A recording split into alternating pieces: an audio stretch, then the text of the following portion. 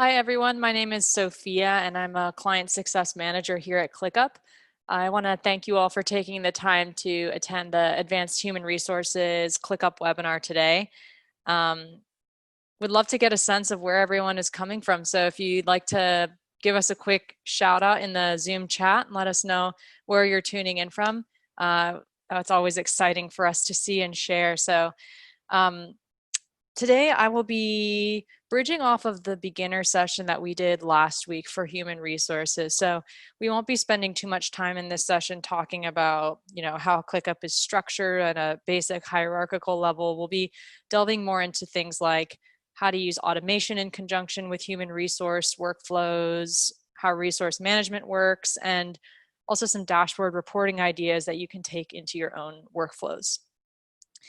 I do have a couple of my colleagues on the Zoom webinar today to assist with your questions that might come up during the session. So if you do have questions related to the human resources workflows I'm covering, please feel free to throw those in the Q&A section of your Zoom menu. That's where my colleagues will be moderating questions. Feel free to use the Zoom chat to talk internally with one another, but we won't really be moderating that for questions. So just a heads up there.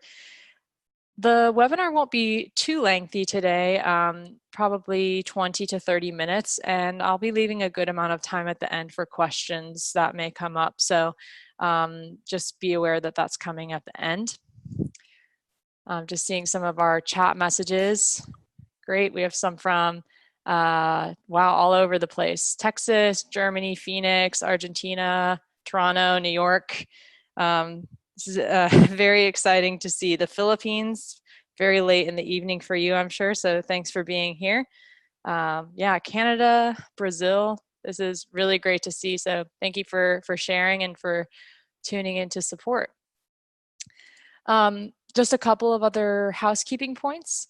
This webinar is being recorded and you will receive the recording once the webinar has concluded. We'll also be posting it on our website. So with all that being said, we can jump right into the webinar for today.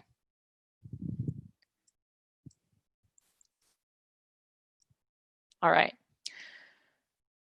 So last week we talked a little bit about how ClickUp is organized from a basic hierarchy perspective.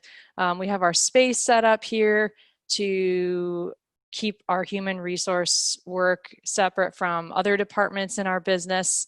And then we've thrown in a few of our ready-made ClickUp folder templates to give you an idea of how to use how to manage things like an employee onboarding process, hiring process inside of ClickUp.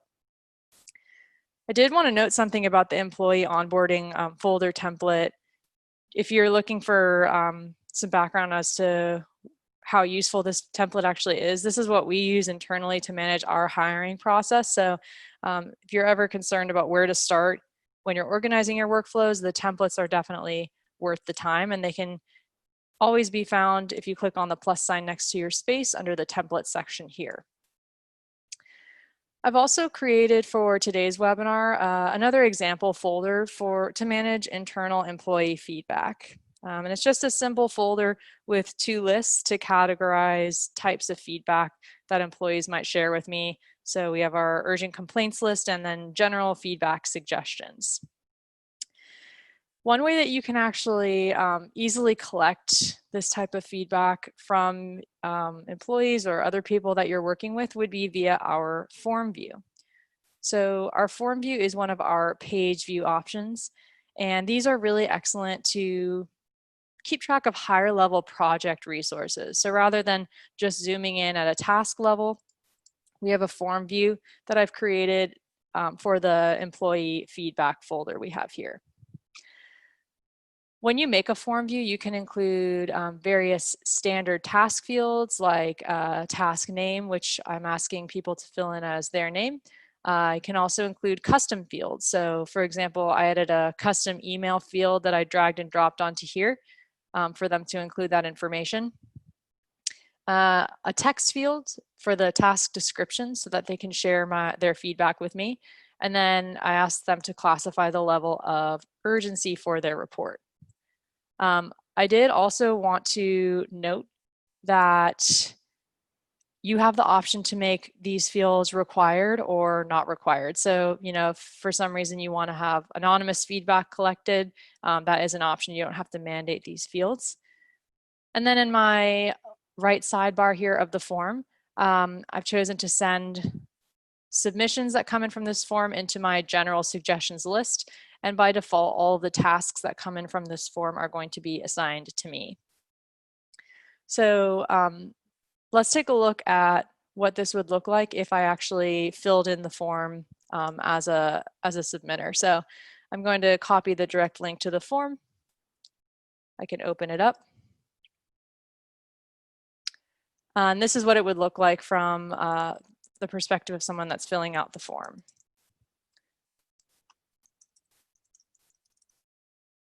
And put my feedback in, and then I can set a level of urgency for my request. Then I get this little pop-up that this form has gone through. So now we'll be able to see that created as a new task in our general suggestions list. So it makes it easy for me as an HR manager to come in here and just take action on those feedback items that I collect. In addition, you can think about using automation in conjunction with this form's use case. So automation is a great way to just create structured workflows that you don't have to think about. It will minimize the manual actions you have to take to get things done. There are simple automation options you can enable, like, for example, always assign tasks in a certain list to someone, always add someone as a watcher so they'll get notifications about these tasks. But then you can also set up various other types of automation. So for example, we do have set categories that you can see here, but you can also add some custom automations. So for example, when a task is created in this list, I want to add a tag to say feedback. Or you could do add a comment to @mention myself to trigger a notification. So I'll know inside of ClickUp that this task has come in. And in this case, I actually already had a set automation in place so that when a form submission comes in, if someone puts an urgent priority flag, then if someone puts an urgent priority flag on that task, then it's going to be moved into my urgent complaints list in ClickUp. So task created, I have this condition and the priority of the task is urgent. It's going to move into that list. So as an example here, let's create a test task. I'll set an urgent priority flag on it. And we'll be able to see that it will move into the urgent complaints list. So that would be a way to funnel different types of requests and prioritize the ones that you need to do first.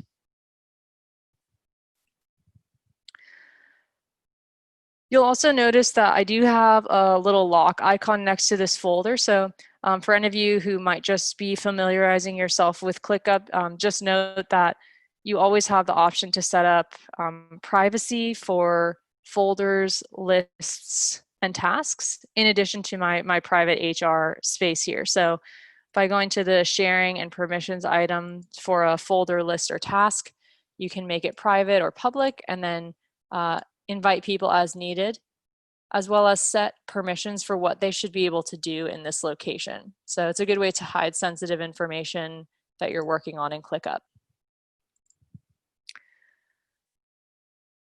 I also wanted to talk a little bit about how you can share company resources with our doc view feature. So in addition to form view, we have another page view option called the doc. And this is a really great way to create something like a company handbook, standard operating procedure, a hiring manual, anything like that. All of these docs can include extensive, rich editing. So for example, here we have a mock-up that I'm going to be posting on my website to tell people about a new position I'm hiring for. We have lots of rich editing with headers, checklists, bullet points that you can include. You can also even embed directly in a doc. So if you wanted to embed an application form or something like that in your doc, you would be able to do that. These docs can also include nested pages. So if you're working on something pretty extensive, like some admin docs or a handbook, you can create these nice sections in your sidebar and nest those out. Docs can also be shared publicly. So if you're sending out a company-wide memo or something and you need to share a link to that doc with people outside of ClickUp, you do have the option to send that public link so that they'll get almost a PDF format of the doc you're working on. One cool thing to note about the docs is that while they can be tied to specific folders, lists, or spaces, they don't have to be. So you do have the docs home area in your sidebar here. And this is where you will see all of the docs that you have access to across the workspace. And you can also create new docs that aren't tied to a specific location in ClickUp. So it's almost like a Google Drive folder. It's one place to view all of your documentation so that you don't have to navigate to a specific space, folder, or list to find a doc that you need. I also really like to showcase how you can create quick tasks within a doc. So if there's certain text that you want to highlight and take action on, you have the option to create a new task in ClickUp based on that text. So for example, edit this line in the company handbook, we could drop a task in there for ourselves. You can also add a comment directly inside of a doc. And that can actually be assigned to specific people so that they can show that they've completed the item. You can even add attachments into a comment in a doc to add additional context. If you do have assigned comments in docs, like you can see here, in the docs home area, that will be noted, but you can also always check out the assigned to me area to view and complete your assigned doc comments. Next, I wanted to talk a little bit about resource management so that at a high level, you can see what people are working on and redelegate resources as needed. So another recent task view that we added is the workload view. And this will allow you to easily visualize and set capacity for different members of your team and determine if they're able to take on more work. So here we get a full breakdown of this week, and we have a couple of different ways that we can manage workload for people in this area. So the first is by number of tasks. So for example, I can set the daily capacity for people as to how many tasks they should be able to complete. And then I'm able to see each day how close they are to meeting that capacity. If a task doesn't yet have a date, it will be shown over on the right-hand sidebar, and I can always schedule that task when someone does have capacity to take it on. So this would be really useful if, for example, you're onboarding a new employee and you need to figure out how you're going to allocate all of the tasks they have to complete for onboarding. You can just schedule them out accordingly depending on how many tasks they can take on. And you do also have the option to measure workload based on time.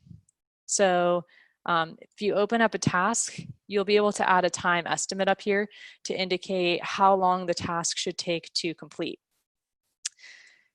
Then in the workload area, you'll be able to again set hourly capacity for the week. So how many hours can they complete in a given week? And then based on the time estimates that you've put in your tasks, you'll see how close they are to meeting that capacity.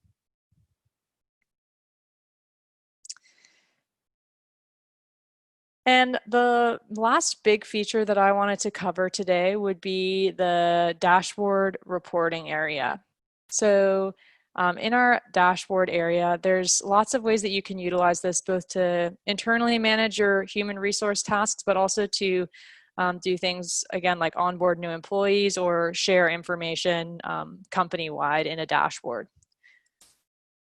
So this first dashboard that I've created is oriented more for internal reporting and how I can track as a human resources manager, how my tasks and projects are progressing. So first I have my hiring portfolio. The portfolio widget is a great way to link different lists and folders that you're working on across the workspace into one view so that you can monitor the health and progress of all of those related items at once. I personally use this a lot to track in a hiring process how each of these different lists are progressing. So as I'm hiring for new roles, I can see what's the list color and label for this group, so I can almost get a list level status perspective. And then I can also see the statuses of all of the tasks in those locations. Portfolios will also give you progress percentage, so you can see how close you are to completing all of those tasks, what's overdue versus completed. And you can also set, outside of the task start and due dates, a higher level start and due date for an entire list here. So you can set longer goals for yourself to complete something like a hiring process for a given role. Next, we have a customized pie chart, which I've used to complete or to monitor the statuses of different tasks in my employee onboarding folder. So I've chosen to group by status here, but you can again create custom pie charts with all of these different grouping options. And then I've set my value to tasks. So here I can see of all of the tasks in that folder, what's in progress, what requires an update, planned, or what is open. To monitor candidates that I'm feeling very positive about, I have a task list widget here. And this will allow me to pull a list view directly from my ClickUp workspace. So again, I filtered by this by location. So I'm seeing the hiring candidates folder. And I've also chosen to add a filter to this widget. So I'm only filtering for tasks that are in a couple of different statuses. So in-person interview is scheduled, or on-site interview, or offer sent, or I've received their application project. So all of those are good signs for me, and I want to make sure I monitor those candidates carefully so I can get a nice overview of all of those tasks. If you're using time tracking, you might also want to check out the time reporting widget. So for example, if you're trying to track how long people have been spending on their onboarding tasks, I can add in a time reporting widget and see a given time range for certain people's time tracking. So another nice thing that you can add when you are tracking time is notes. So if someone wants to leave a note as to what they've been working on in the task when they track time, they'll be able to do so here. So I can see that for this time log, my colleague left this little note for me here, and I can keep track of all of that at a high level.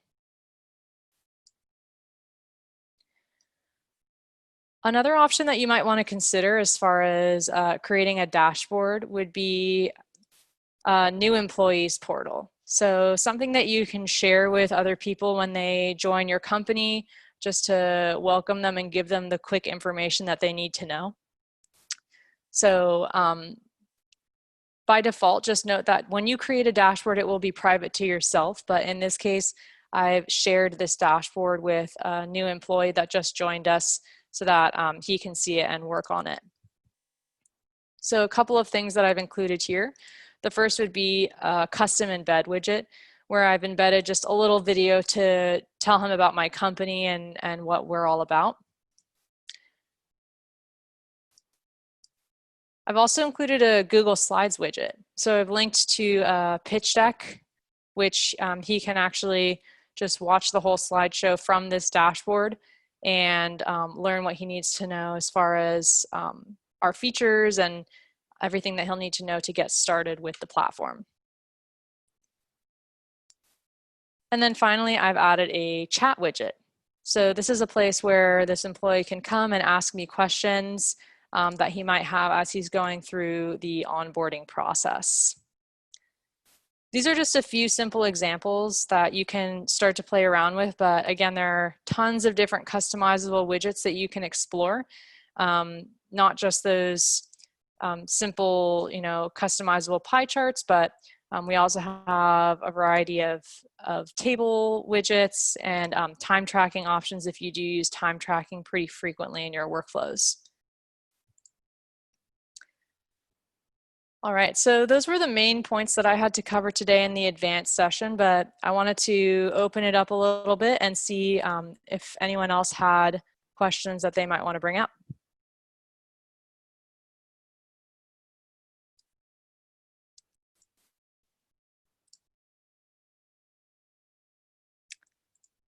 I did want to note that as you're playing around with the platform, if you do have questions that come up, you can always check out our Help Resource Center here. So here we have a variety of onboarding resources, videos, and docs that you can explore. You can check out our other previous webinars as well here. And this is actually where we'll be posting the recording from this webinar later on today. In the next few weeks, we have a basic project management webinar coming up, work organization in ClickUp, and then we'll be covering a customer service-based workflow in September. But we'll be adding more webinars there in the future as well. It'll be a continuous additions in there. And then, of course, you can also connect with our support team here. If you have any questions as you're playing around with the tool, we're always happy to chat with you and answer those. Dominique, I did see that you have a question. We can add due dates to tasks and subtasks, but not on checklists. Is there a workaround to it? So you're correct that at the moment you can add due dates to a task, also a subtask, but right now it is not currently possible to do so with the checklist. That is a feature request that we have had from others as well. I don't believe that there are any immediate plans to implement that, but I do know that as a workaround, rather than using checklists, people tend to use the subtasks just so they have that date portion allocated to the subtasks, since there isn't currently a way to do that with the checklists. And Sarah, thanks for your question. I see that you would like to know if it's possible to sum on the dashboards when you are filtering. So might be helpful to get a little more information on your use case there. Not sure if you're trying to do like a calculated columns feature when filtering, or if there's a specific dashboard widget that you're using. If you'd care to provide some more information about that, that would be helpful. But if you are looking for a way, there are a few widgets that do include calculations, like for example, let's take a look at the time tracked widget. So this is just a way for me to see all of my time logs for users over a given period of time. And these do include the option to calculate these values to find their sum, average, or range. You can also filter this widget by various criteria. So that would be one way to do that.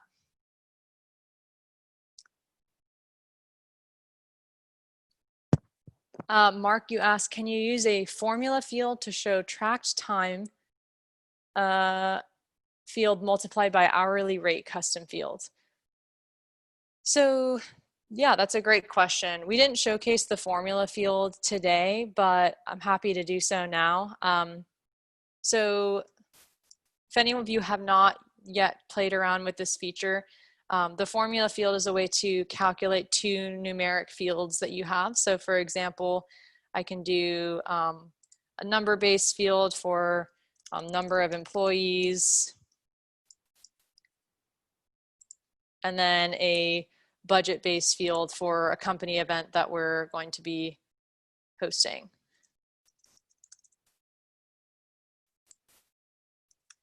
And then with the formula field, I can calculate those values by adding in those two numeric fields that we've just created.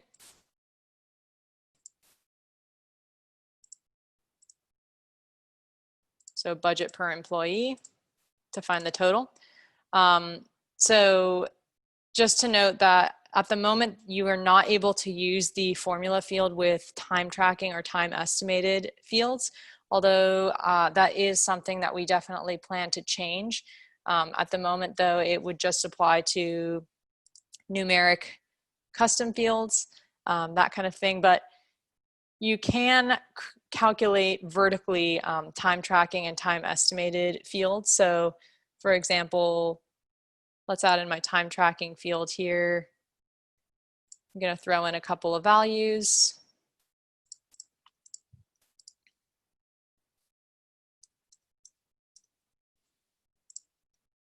And then if I were to sort this column, I would be able to calculate all of those values vertically top to bottom to find the sum, average, or range, but that wouldn't work in conjunction with the formula field horizontally at this time. Florian, I see you have a question. Is it possible to create a shift planning? Let's say like in visual planning, because in a project, if I create names of employees, I can just plan them once and not, for example, for the next 2 months. Is there a workaround? So the best way to manage shifts, I would say at the moment, would be via that workload feature that I mentioned. So for example, we could do create a list called shift requests or something, and then create a task, or actually perhaps we could create a folder. So a folder for shift requests, and then a list for each employee, and then maybe a task for each day of the week that they're going to be working. And then we'd be able to set the time estimate column to indicate, you know, what's the average work day for each day. And then in the workload chart, we can have people allocate one task to each day and put their desired start and end date, or start and end time rather. That'd probably be the best way in my mind to organize a shift schedule at the moment. There isn't a way to prevent someone from having their capacity exceeded. So that would also be a feature request for the future to, you know, actually prevent someone from being booked for a double shift or something, but definitely something interesting that we can consider moving forward. Sarah, you added a little more clarification to your question. We work with writers and we would like to sum or put the average of words they write in a certain period of time. We were trying to do it with dashboards, but we couldn't figure it out. We have the name of the writer and the word count in custom fields. Interesting. Yeah, so you could use something like our calculated vertical column feature to calculate word count if you had like a number field for word count and you wanted to calculate these. That would be one way to do it. These could also be filtered by assignee. So if each task was assigned to a specific writer, we could filter by assignee, or even group by assignee to see a breakdown in our list view of tasks assigned to each writer, and then calculate those. That's probably the way that I would go about that, honestly. The other thing that you could play around with would be a calculation widget. So with the calculation, I could say word count for writer X. Filter for that location that you're tracking the word count in. And then you'd be able to find that number custom field that you made. So whichever field it is, word count in this case. This widget could be filtered by the assignee that specific writer, and then you'd be able to just get a basic number count for all of the words related to that writer.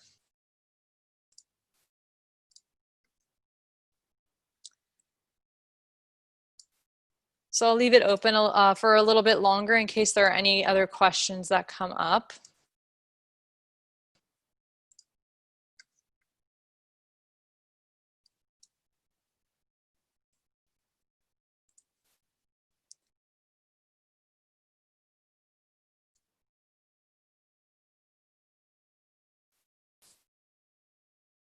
Yeah, my pleasure, Sarah.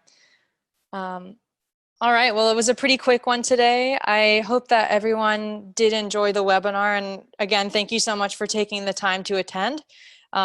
If any other questions do come up, please don't hesitate to reach out to our support team at help@clickup.com. We'll be happy to assist you with that. And if anything else comes up, I'll just leave it open for another minute or so in case there are any other questions. Yeah, thank you so much, Aisa and Monica. Appreciate you taking the time to attend.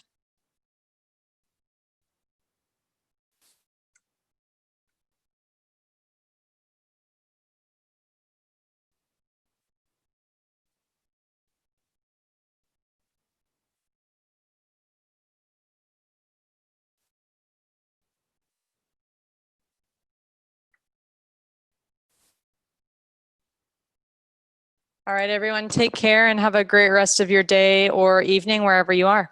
Thanks again.